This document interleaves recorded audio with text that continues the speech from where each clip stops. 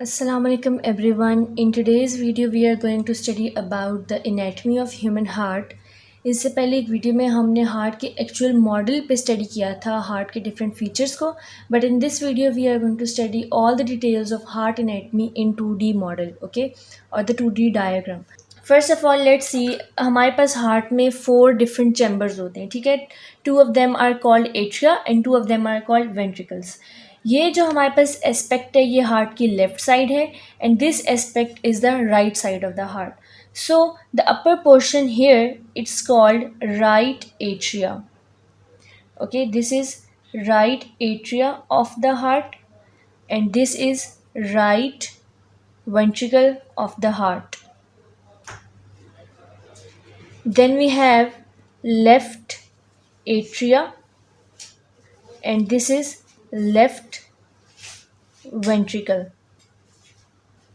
Left ventricle have thickest walls, ठीक है. इसके साइड की वॉल सबसे ज़्यादा थिक होती है because left ventricle have to pump blood to whole body through aorta.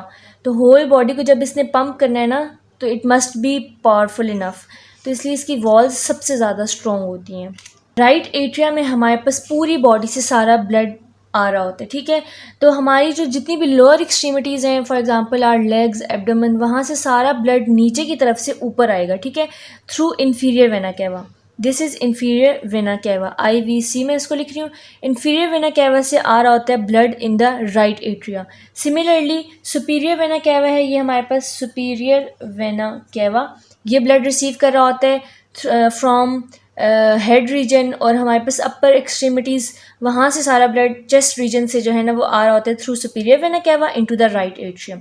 और हार्ट के अंदर अपनी भी सप्लाई होती है. हार्ट को जो सप्लाई करी होती है आर्टरीज, उनको हम कहते हैं कोरोनरी आर्टरीज. तो कोरोनरी आर्टरीज हार्ट से सारा का सारा डीऑक्सीजनेटेड ब्लड लेके राइट एट्रियम में उसको ड्रेन कर देती हैं थ्रू कोरोनरी साइनस, ठीक है. तो ये जो है हमारे पास है कोरोनरी साइनस. 3 जगहों से हमारे पास डीऑक्सीजनेटेड ब्लड आके राइट एट्रिया के अंदर ड्रेन हो जाता है. अच्छा, राइट एट्रिया की एक और इम्पॉर्टेंट बात ये है कि जब हमारे पास डेवलपमेंट के दौरान क्या होता है कि एम्ब्रियो के अंदर राइट एट्रिया और लेफ़्ट एट्रिया आपस में फ्यूज़ होते हैं, ठीक है. इसमें ब्लड आप एक दूसरे के साथ इधर ट्रांसफ़र हो सकते हैं. बट आफ्टर डेवलपमेंट जब ह्यूमन हार्ट प्रॉपर्ली डेवलप होता है और जब बेबी डिलीवर होता है तो ये जो है हमारे पास इसके दरमियान का जो एक कनेक्शन है वो क्लोज़ हो जाता है और वो क्लोज़ होके एक स्कार टिश्यू बन जाता है. यहाँ पे एक स्कार टिश्यू जिसको हम कहते हैं, we call it fossa ovalis. Fossa ovalis was an opening between the right atria and the left atria during development, but as soon as the heart developed completely and baby is delivered out of the mother womb, ये हमारे पास close हो जाता है और ये बन जाता है fossa ovalis and it's only a scar tissue, ठीक है. ये सिर्फ एक स्कार टिश्यू बच जाता है, कोई ओपनिंग फिर इन दोनों के दरमियान में नहीं रहती. यहाँ का ब्लड अलग और यहाँ का ब्लड अलग और सेपरेट हो जाता है. राइट एट्रिया के जो मसल्स हैं जो यहाँ पे प्रेजेंट होते हैं उनको हम कहते हैं papillary muscles, okay. Papillary muscles right atria में प्रेजेंट होते हैं. इसके अलावा हमारे पास यहाँ पे इलेक्ट्रिकल सिग्नल को कंडक्ट करने के लिए नोड्स होते हैं जिनको हम कहते हैं SA node. So SA node is in right atrium, ठीक है, SA नोड. देन यहाँ पे हमारे पास AV नोड होता है जिससे SA नोड से AV नोड में सिग्नल आते हैं. AV नोड से आगे bundle of hills and then Purkinje fibres, वो हम अलग वीडियो में डिस्कस करेंगे पूरी इसकी electrical signal. But for this point you have to remember कि SA नोड जो है हमारे पास राइट एट्रियम के अंदर प्रेजेंट होता है. सिमिलरली अब अगर हम लेफ़्ट एट्रिया को डिस्कस करें तो लेफ़्ट एट्रिया में ब्लड कहाँ से आ रहा होता है. लेफ़्ट एट्रिया में सारा का सारा ब्लड लंग्स से आ रहा होता है, ठीक है. जब हमारे पास राइट एट्रिया में ब्लड था वो यहाँ से जाता है राइट वेंट्रिकल में, राइट वेंट्रिकल से ये ब्लड चला जाता है लंग्स में एंड देन लंग्स से वापस आ रहा होता है लेफ़्ट एट्रिया के अंदर, ठीक है. तो लेफ़्ट एट्रिया के अंदर हमारे पास ऑक्सीजनेटेड ब्लड आ रहा होता है फ्रॉम लंग्स और जिन वेन्स के थ्रू आ रहा होता है उनको हम कहते हैं पल्मनरी वेन्स, ठीक है. 4 pulmonary veins carry the oxygenated blood. 2 इस साइड से हैं और 2 इस साइड से हैं. ये भी पल्मनरी वेन है और ये भी हमारे पास पल्मनरी वेन है. ये चारों की चारों पल्मनरी वेन्स जो कि रेड में शो हुई हैं ये आके ड्रेन करती हैं लेफ़्ट एट्रिया के अंदर, ठीक है. So that was all about the left atria. अब लेफ़्ट एट्रिया और राइट एट्रिया दोनों से जो ब्लड है वो निकल के जा रहा होता है इन देयर रिस्पेक्टिव वेंट्रिकल्स, ठीक है. राइट एट्रिया से ब्लड आता है राइट वेंट्रिकल के अंदर थ्रू अ वॉल्व, ठीक है, ये इसके दरमियान में एक वॉल्व है, और ये वॉल्व क्या है, ये इसको हम कहते हैं tricuspid valve. Okay, so this one is tricuspid valve.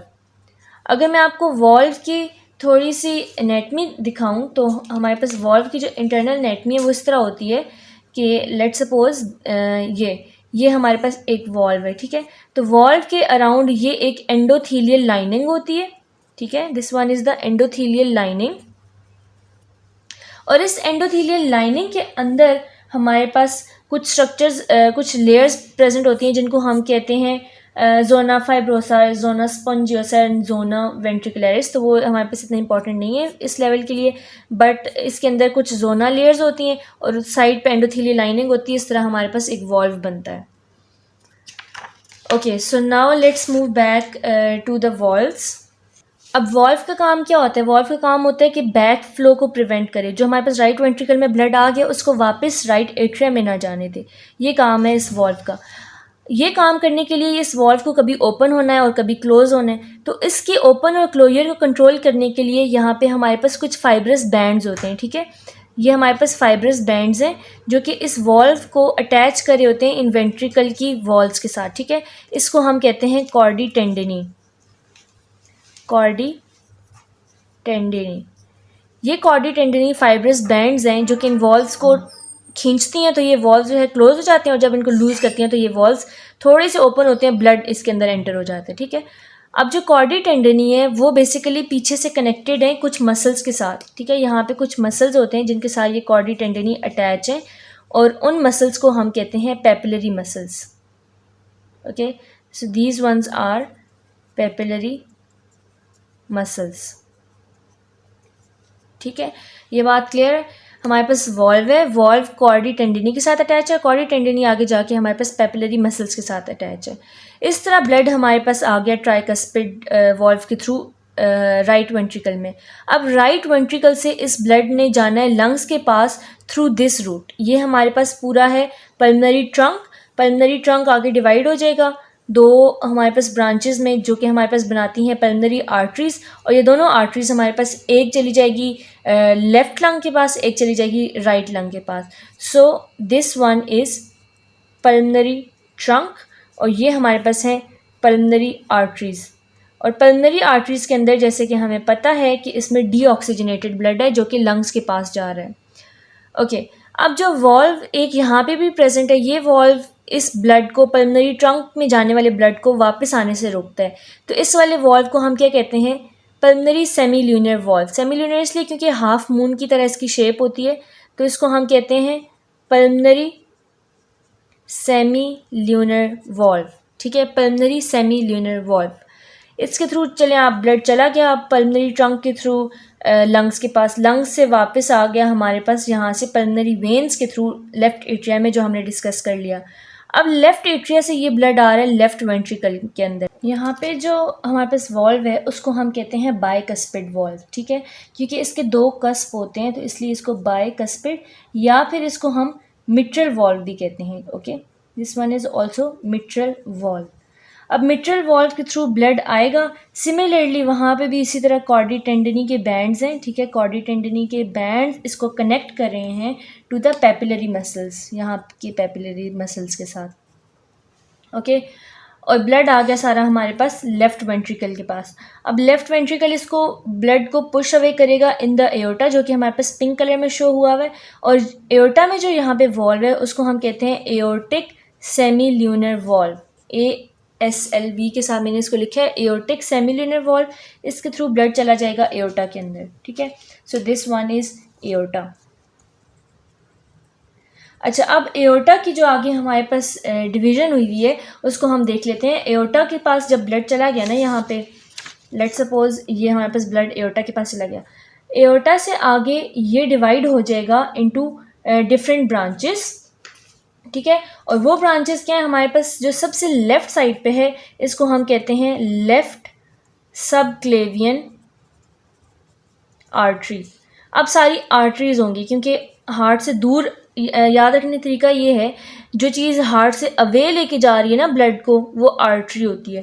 तो एओर्टा अवे लेके जा रहा है हार्ट से ब्लड को, तो वो ये हमारे पास लेफ़्ट सब क्लेवियन आर्टरी।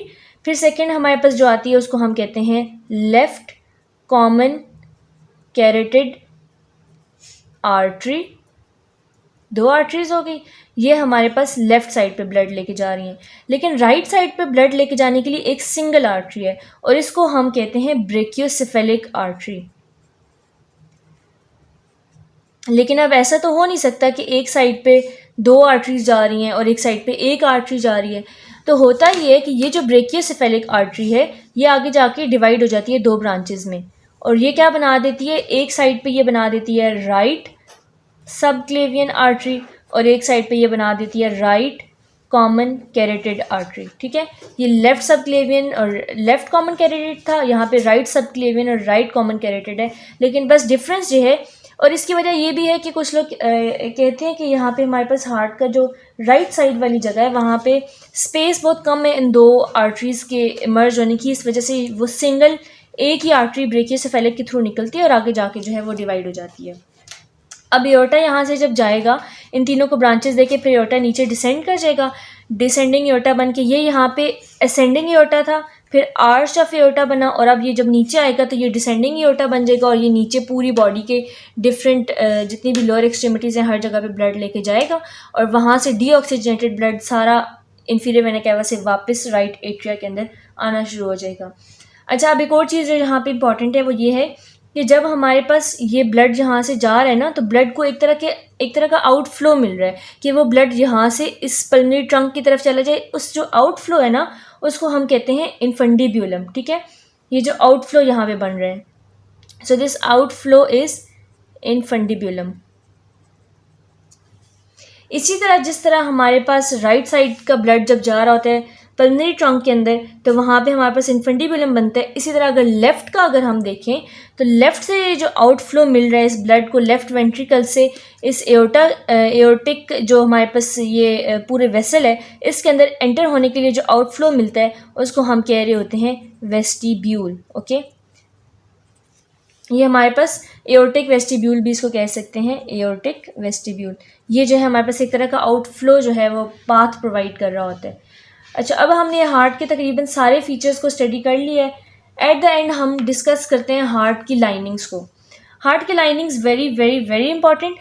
अब देखें, जो हमारे पास 2 वेंट्रिकल्स हैं ना, इन दोनों के दरमियान की जो जगह है इसको हम कहते हैं इंटर वेंट्रिकुलर सेप्टा। ओके, अब जो बिल्कुल लाइनिंग साथ जुड़ी हुई है सारे वेंट्रिकल्स के साथ, बिल्कुल close lining of the heart है। ठीक है, इस लाइनिंग को हम कहते हैं, this one is called endocardium या एंडोथीलियल लाइनिंग। Okay, endocardium. अब एंडोकार्डियम है, फिर ये दरमियान में बहुत थिक कार्डिक मसल की वॉल है। ठीक है, इसको हम क्या कहते हैं, मायोकार्डियम भी कहते हैं, इसको हम मायोकार्डियम, या फिर इसको हम मस्कुलर टिश्यू भी कहते हैं वैसे, क्योंकि ये कार्डिक मसल से बना होता है। ठीक है, सो मस्कुलर वॉल या फिर मायोकार्डियम। अब मायोकार्डियम के बाद जो थर्ड लेयर आती है इसको मैं नंबर भी दे देती हूँ 1, दिस वन वाज सेकेंड।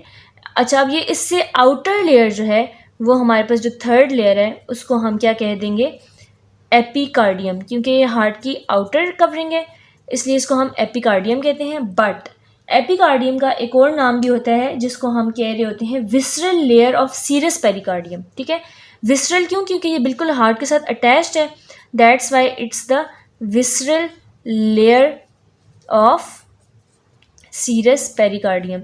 अब जाहिर सी बात है, अगर ये विसरल लेयर है तो इसका कोई पेराइटल पार्ट भी होगा। ठीक है, विसरल हमने इसको इसीलिए बोला है क्योंकि ये अटैच्ड है, तो जो अटैच नहीं होगा वो पेराइटल होगा। ठीक है, तो ये विसरल लेयर थी। अब इसके दरमियान में यहाँ पे सारा पेरिकार्डियल फ्लूइड है। ठीक है, ये सारा पेरिकार्डियल फ्लूइड है, पेरिकार्डियल फ्लूइड। अब पेरिकार्डियल फ्लूइड और ये पेरिकार्डियल कैविटी जो थी पूरी, ये पेरिकार्डियल कैविटी इसके अंदर फ्लूइड है।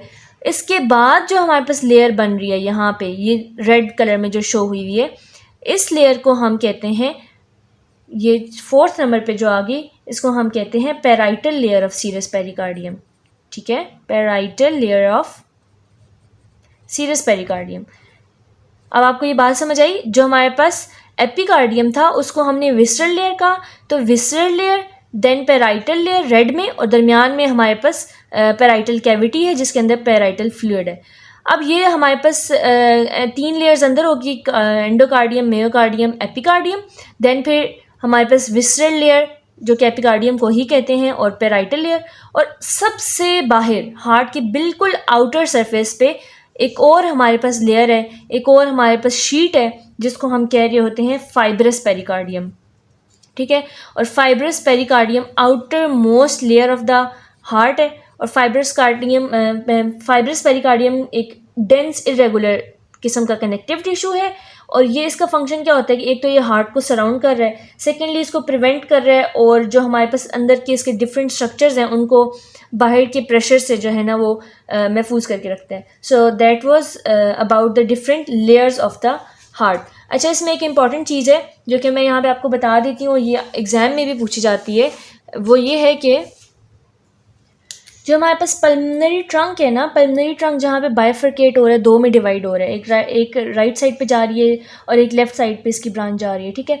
अब ये पल्मोनरी ट्रंक इस बाइफरकेशन के पॉइंट पे नीचे एओर्टा का जो लोअर पार्ट है ना उसके साथ कनेक्टेड होता है, ठीक है, एक लिगामेंट के थ्रू। अब वो यहाँ पे बनेगा, रियल के जो हार्ट का मॉडल है ना उसके अंदर ये चीज़ शो हो सकती है, 2D में ये डिफ़िकल्ट है इसको शो करना, बट आप ये इस चीज़ से समझें कि अब जहाँ पे इसकी हमारे पास बाइफरकेशन हो रही है पल्मोनरी ट्रंक की, और नीचे एओर्टा गुजर है, तो एओर्टा का जो लोअर पार्ट है ना ये वाला पार्ट है, और ये पल्मोनरी ट्रंक के साथ एक लिगामेंट के थ्रू कनेक्टेड होता है, और उसको हम कहते हैं लिगामेंटम आर्टीरियोजम, ठीक है।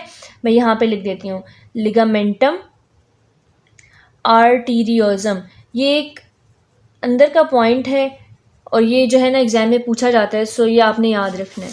So that was all about the anatomy of human heart. I hope आपको ये सारी चीज़ें समझ आ गई होंगी। यही बेसिक पॉइंट्स हैं, इन्हीं को अगर आप याद रखें तो एग्ज़ाम में जो है आप सारी चीज़ें एक्सप्लेन कर सकते हैं। So that was all about this video. अगर इसमें कोई पॉइंट आपको मिसिंग लगता है तो आप मॉडल की वीडियो ज़रूर देखिएगा। मॉडल में मैंने इसकी आउटर वॉल्स को और हर चीज़ को, जो चीज़ 2D में शो नहीं हो सकती थी उसको मैंने 3D में एक्सप्लेन किया है। So if you like this video, please subscribe the channel. So see you in the next video. तब तक के लिए thank you very much. अल्लाह हाफिज़।